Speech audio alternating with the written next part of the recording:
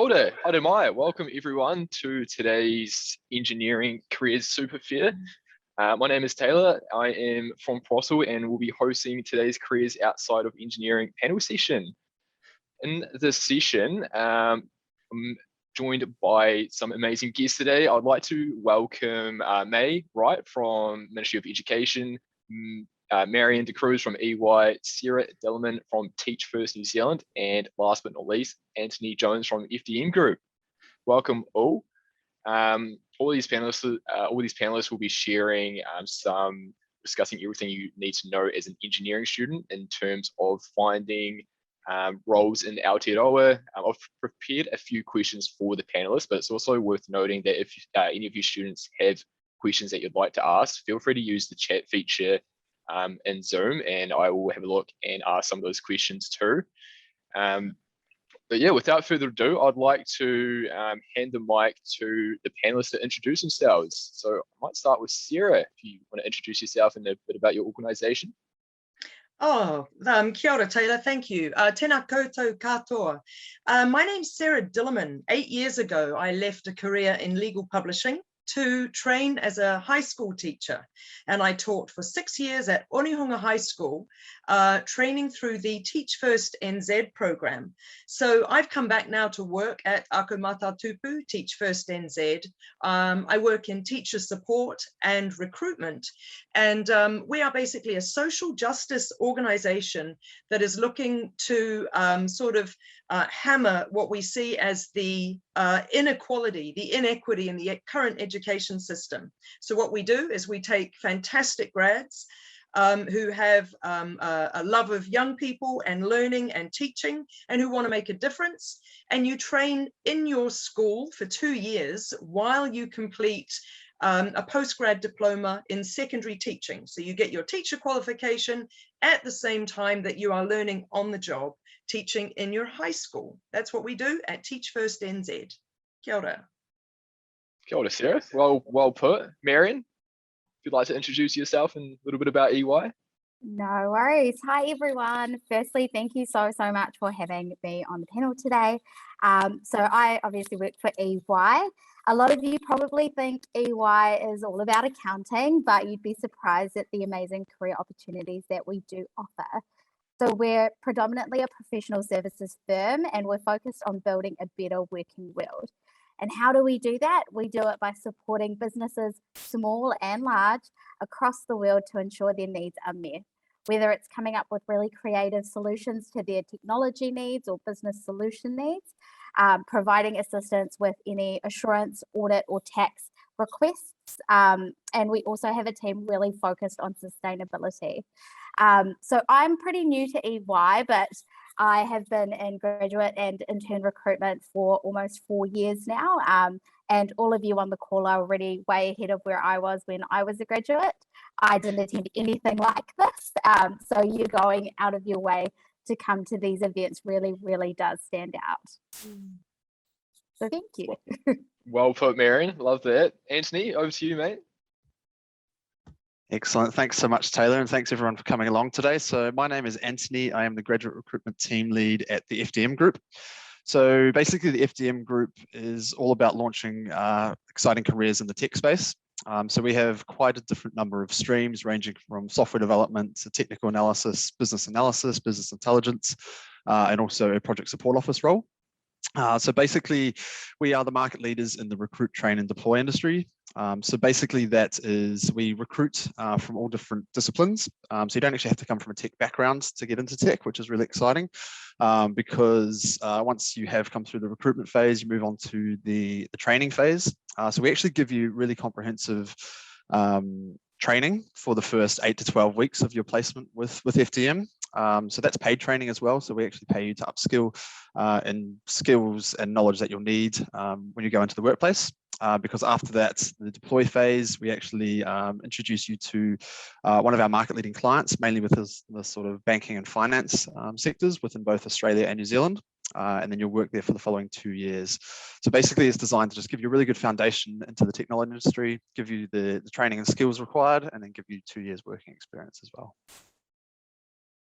Solid. Cheers, mate. May, over to you. Talofa lava everyone, na lo ingo me, sau mai no o sa spaitia, tuana I leo suale I lutua no papasa tawa I savai, all in Samoa. That's where my parents are from, but I'm actually from Wellington, New Zealand. Yeah, so that's a little background of where I come from. I'm Assistant Advisor Inclusion at the Ministry of Education in the People Capability team, specifically in the Early in Careers team.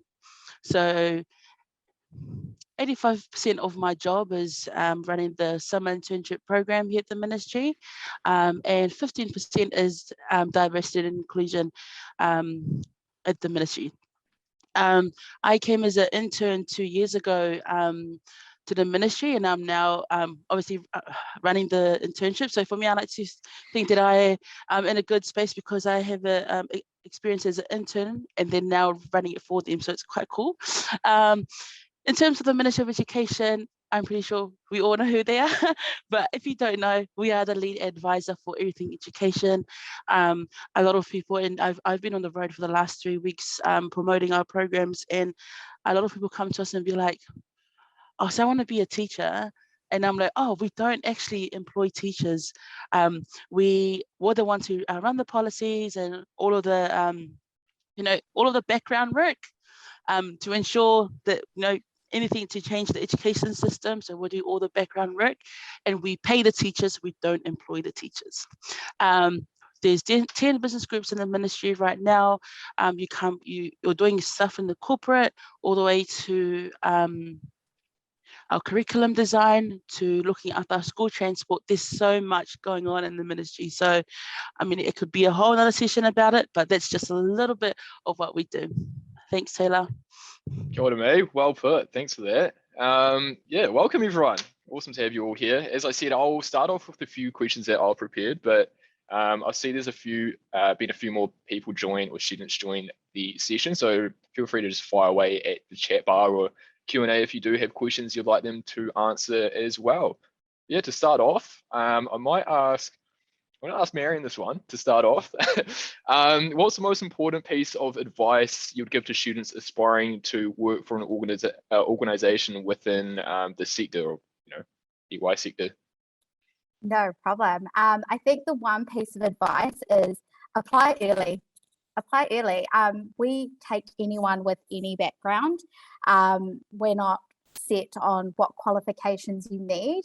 Obviously, we have 5 of our main service lines. So we have tax, assurance, we have strategy and transaction, consulting, and people advisory services.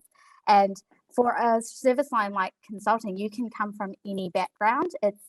We're looking for skill sets that we don't have currently in the business, hence why we're at the Engineering Careers Fair. For me, it's get your application in early so that people like me have an opportunity to see your application and you have an opportunity to get in front of a hiring manager a lot sooner than you would if you waited. So if, just to put my little plug in here, we are open for applications at the moment. So we're very, very much looking for people with new ideas to help us think of ways we can be helping our customers and clients with different solutions in new ways. Nice. Love the plug too there, Marion. Anthony, how about you, mate? What's your most important piece of advice for students looking to work in an organization in the sector? Yeah, so my main piece of advice is probably when you are looking to apply for roles, I know you're probably putting out a lot of applications, but just spend an extra sort of 5-10 minutes to do some research into the company you're applying for, especially the particular role you're applying for as well. Like here at FDM, we have, at the moment, we have 5 different streams, all different sort of skills required and different career pathways they'll lead into. So if you spend an extra sort of 15-20 minutes, probably would do the trick, just to go through them all, read into them a lot of detail, and then apply for the one that you're actually most excited about. That way, when the recruiter actually reaches out to you to have a conversation initially, if you can say exactly why you're looking to join the organization and for the pathway that you've come through for, that shows that you've done your homework, and that will make a really good first impression as well, and sort of push you to the top of the pile, because then probably will be a lot of other sort of candidates coming through as well. So you want to have any competitive advantage that you can have. So that's a really good way to sort of get that right from the start. Nice, mate. Cheers for that. Sarah, how about from your perspective in terms of advice for students? Yeah, I was going to say definitely what Anthony said about doing a bit of research about who it is that you're applying to and what for. You definitely have to go to the teachfirstnz.org website and read up on our kaupapa and our values and why we exist. Because in the application form, you will be asked, well, what are your opinions about this? And why do you think that the current education system is inequitable? And the more knowledge you can bring to that, or even if you are bringing your answers and saying, you know, I hadn't realized that, but I've read up on this and now I realize blah, that's all good stuff, because it's really, really key to us that in anybody who applies to the Teach First program, anybody who's ever been a teacher will know you are on a learning journey for life. And what we really need is people who are open to that learning, who can show certainly humility, but also self-reflection to be able to go, well, this isn't something that I had realized, or this is something that is in my experience, and this is why I think that that it counts. So showing all of that humility, self-reflection, openness to learning, those are a big deal for us in the type of person that we're looking for. We don't expect you to come fully formed, but we expect you to show that you are going to look into things and that you are on a learning journey, as I keep saying. Cool. Well said, Sarah. May, I might ask you the next question actually. What does your organization look for in an application? What do students need to show to progress through to that next round?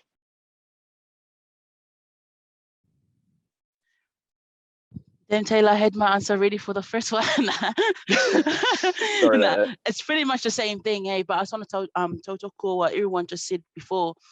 What we look for in our applications, and I think something really important is cultural competency, really. That's really key, especially in New Zealand companies, particularly the public sector. I think it's acknowledging the te tiriti or waitangi, that is really key for us, but also some awareness of it. So even if you're on the journey, we want to hear that. Like I wanted to add on before what everyone just said. Bring your whole self to your application, and we look for that. Like the way I introduced myself, even though no one really understood me, there was my family's villages, but that's something that we like to see in your application, is you upholding your own culture and your values. And obviously for us is to help shape the future of education, and we need people like yourselves. It's like we need to pretty much I forgot what the word was, but really reflect on your journey and ask yourself, what helped me? What was it that helped me get to where I am now? We want to hear those stories, and really, because there's so many stuff that you can think about. So, for example, I'll be like, "Oh, resiliency brought me here." So, you can see in the paper, yep, I can see in your CV that you did this to this to this, but in your interview, you've got to bring it all out. So, why are you passionate about education? What some resilient moments that you had to do for yourself? What are some key aspects or key occasions in your life that brought you to where you are now? So this is the sort of stuff. So you're looking at, in terms of applications, you might get 20 to 700 applications on a roll, right? Remember when you're doing your applications, always remember, how am I going to stand out to the assessor? How am I going to stand out from the rest of them? We might all start off with my name, my name, my name, my name. But the thing is that you've got to bring in something else that will be, oh my gosh, I really want this job. I am passionate about education because this. I might be passionate about tax because of this. I might be passionate about people advisory, all these sort of things that will help you get to that. Because if I'm being honest, there's a lot of us that are already in the ministry or in the workplace, but there's something different that you could bring that's different to everyone else in there. That's me. What an answer. How good. Marion, anything to add to that? Or? Yeah, I was just going to say, May is completely spot on in what she said. And just to add, I think when people are applying, they forget that any cultural involvement that they have, any community work that they have, they sometimes forget to put that on their CV. And that's the kind of thing we are looking for. And just with EY especially, we work across the world. So that cultural intelligence piece is just so key to us. So having, involvement within your community, we want to see that. Don't think that because you're not an A++ student, that doesn't matter. We're more about the EQ than the IQ. It's equally as important moving forward when we're trying to form relationships across, especially New Zealand. When we're trying to form relationships, we need people to tell us if we're doing something incorrectly. Is there something we can be doing more? So definitely put that on your CV, put it on your application. It's just as important as your GPA. Nice. Good stuff, Maren. Love that answer. Anthony, I might hand this one to you as well, mate. What is your organization looking for in an application, and what do students need to show to progress through to that next round? Yeah, so we're quite unique because we do recruit from all different disciplines. So you don't have to come through with a strong sort of tech background to get a spot in FDM. But in saying that, you do want to stand out, similar to what May was saying. So the number one thing that I'm looking for and my team are looking for is passion for the tech industry. So you've got to have a good story about why you want to get into the industry. So it could be that you grew up with your siblings or your family and they were all sort of tech was floating around. It was something that you enjoyed working on. Could be that you enjoy gaming and you've sort of tried to write a bit of code for some games, that sort of thing. Can be any story. It doesn't have to be that you've gone to university and studied technology. It could be that you found something quite interesting and you've sort of done some learning in your spare time on the side. So that's what we're looking for when we talk to you. So have that ready to go. But prior to that, I think just tailoring your CV for the role. So if you are coming through for a tech role, as if you were coming to FDM, if you've got any technical skills, definitely put that onto your resume. Put a portion in there saying technical skills. If you've got, even Excel is quite technical in the scheme of things. So if you've done any SQL, Excel, any coding, any programming languages, put all of those onto your resume as well, because that just shows that you at least have some sort of experience with a different piece of technology, and that sort of shows that you may be passionate about the industry as well. And that's the number one thing we're looking for. So any way you can get that across in your resume, that will help you stand out as well. Again, solid advice. Cheers, mate. Right, Sarah, I might ask you this next question. For students who do land a job with you, what advice would you give them to survive and thrive in their first year? And what should they avoid doing? Yeah, thank you. So obviously I should just sort of clarify that you're sort of getting a job through us rather than with us. But basically, yes, the point is that applicants are applying to be part of the Teach First NZ program, where you will be paid by your school as a teacher for those 2 years that you're on the program. Heaps and heaps of advice for how to handle yourself. Certainly, I think I mentioned before about the importance of being open to learning. Now, I think we need to acknowledge a lot of people who do our program, and a lot of the people who are online right now, you are highly educated, you are highly qualified in your particular subject area. We get people with PhDs who want to become teachers. But ultimately, it's not going to be about your expertise in that subject area. And if you go into your school, it is critical that you go in open-hearted. You must have almost an unconditional belief that every young person in Aotearoa can realize their potential, because not only is that our mission and vision statement, but that's the whole thrust of why we are training teachers to serve in our lower income communities.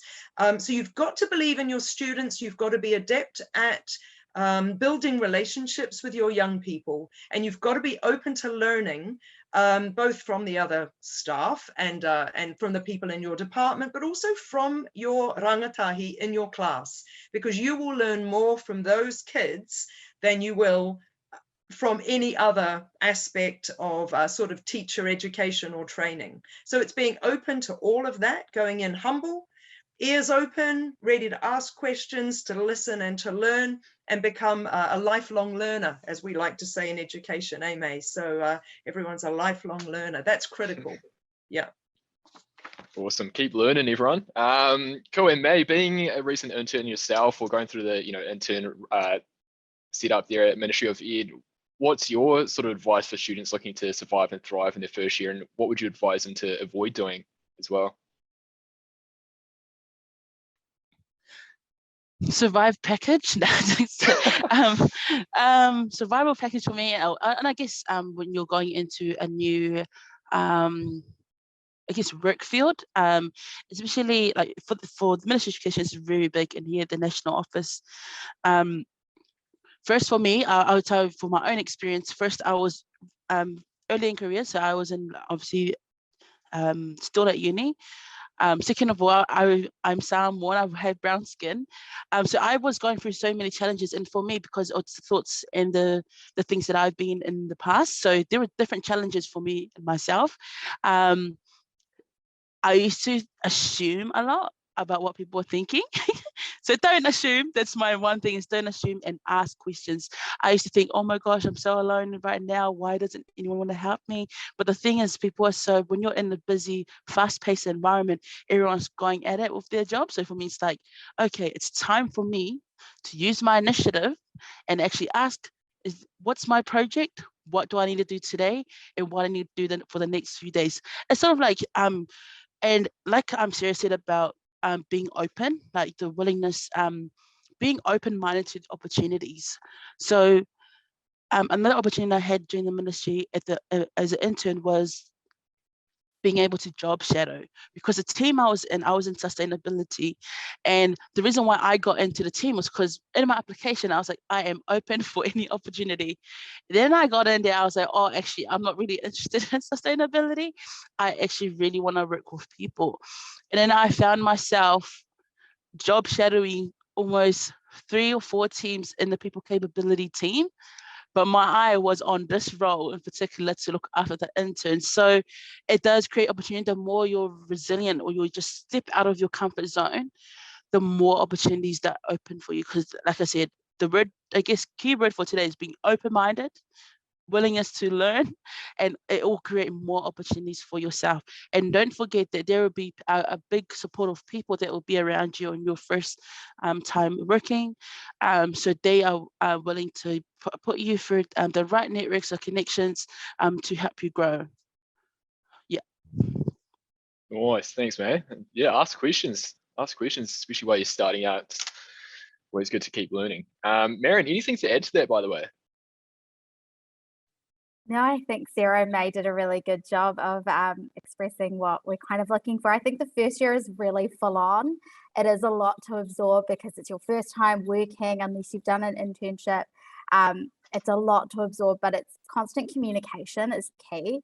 At EY, we're quite lucky. So we have your manager, and then you've got a counsellor, and your counsellor is someone who supports you through your career. And they kind of drive you to say, what are your goals? Always set goals, because how do you know that you're achieving them if you don't have them in the first place? So set goals, keep constant communication with your manager, and like Sarah and May said, it's so important to be open and ask questions, because you don't know what you don't know. 100%. Cheers, Marion.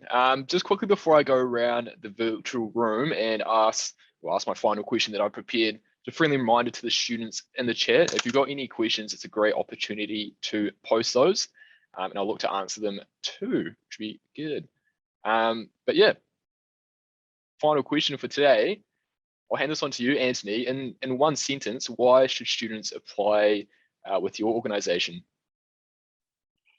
One sentence. Oh, it's tough. I would say come and apply to FDM if you are really passionate about technology and you want to launch your career in the space. We give you a fully supported careers program. We give you all the training and then get you in front of a market leading client that are really competitive to get your foot in the door with yourself as well. So yeah, I think if you want a career in tech and you don't know where to start, you want some guidance and some really good training along the way, come talk to us, because that's what we're passionate about and that's what we do. Nice. Sarah, in a few sentences, why should students apply or apply with your organization? That's funny, because you said one sentence before, and I was like, so yeah. I wrote 2 and then put an and between them, so it would be 1. So here's my one sentence. Oh, I like it. There you go.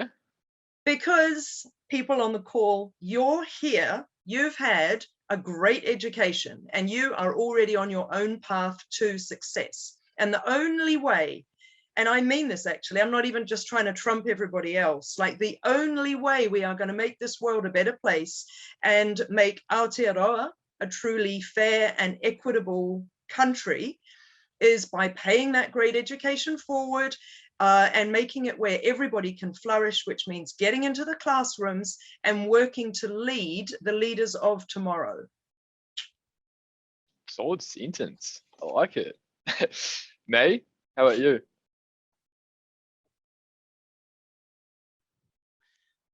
I love that, Sarah.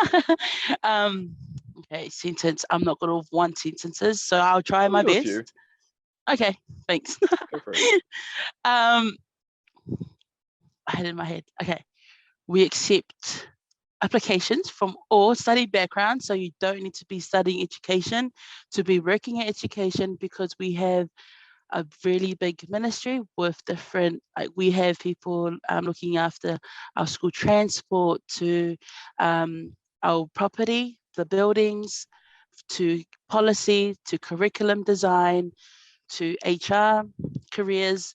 So apply for any of the roles that we do have going on. I'm going to do a plug right now as well. So our summer internship program is currently open right now, applications, and they closed this Sunday. If you are in your third year of tertiary study and you're a New Zealand resident or citizen, please apply. And yeah, that's all. Thank you. There you go, students. Look out for the Ministry of Ed internship and apply. Awesome. Last but not least, Marion, in one sentence, why should students apply for your organization? Hello, I prepared more than one sentence, but Go for it. I'm going to just do it in one. I feel like I can do it. More than one is okay. No, I'm a goal setter. I'm gonna get it in one. Love the commitment. So, with a global organization like EY, the support and opportunities, we're so focused on you as an individual and creating a better working world. And just one more plug, obviously, we have applications open at the moment for a whole bunch of disciplines, intern and grad opportunities. And look, my name's on the screen, just like here. Please feel free to add me on LinkedIn and ask me any questions that you might have after this. Really, really happy to be open to responding to every single one of your questions. Legion. Thanks, Marion. And I've actually got a good question coming in here from Isuru. Apologies if I mispronounced that name, but essentially the questions around, I might ask May this one. So we've got a first year student and they are wondering if you would support them with their studies, such as giving time off to attend classes and flexible hours like night shifts. And also any good news for first year students. So at the ministry, we have flexible working. So, and in myself, I've been studying the last 2 years and working part-time. So obviously if you need to take off, so I literally work around my timetable. So I'll be like, okay, these are the days I'm going to work. These are the days I'm going to go to uni. And also if I need to take study leave, there is an option for us to do study leave as well. We do a lot of working from home. So I like to go in between my study and work if I get bored of the other. But everyone works differently. In terms of opportunities for our first years, we always find that it's a really good question. We don't have any opportunities for first years in regards to our student career programs, because we believe that when you're in your first year of study, you're still trying to navigate what you really want to do and really navigating your way through uni. And I know that for sure that it's not easy to do or work on your first year of study while doing full-time papers. And that's why we always look into the third year. Our opportunities start from third year onwards, because we have a high retention rate of students staying on after their internship program. So we want to create that pathway for them to stay on. Yeah, I think that answers the question. Yeah, no, that did. I like it. Thanks, May. Awesome. Well, in the interest of time, we might look to wrap up there. But if any of you students have any sort of questions on your mind or wanted to ask any questions throughout the day, feel free to just hold on to those questions and go into the employer booths after this and ask away. But Yeah, just to give a bit of context as to what the next stage of the fair looks like. So for the students here, feel free to go back to the homepage to explore the exhibitors, or you can go to your inbox and click the ECSF email, and then you can explore exhibitors that way too. But thank you, Marion, Sarah, Anthony, and May. What an awesome panel session. Very good to hear from you all, and I am sure students got a lot out of that awesome advice and information. Kia ora, Taylor. Thank you for the opportunity. And My thanks, absolute pleasure. wonderful panelists. Thank you. Thank you so much for hosting. My Yes. pleasure. Thank you, everyone. Have a good All the Awesome. day. best. Thanks, Taylor. Cool. Thanks Cheers, everyone for guys. coming along. Manuele aso. Right, Have a good one, everyone. Enjoy the day.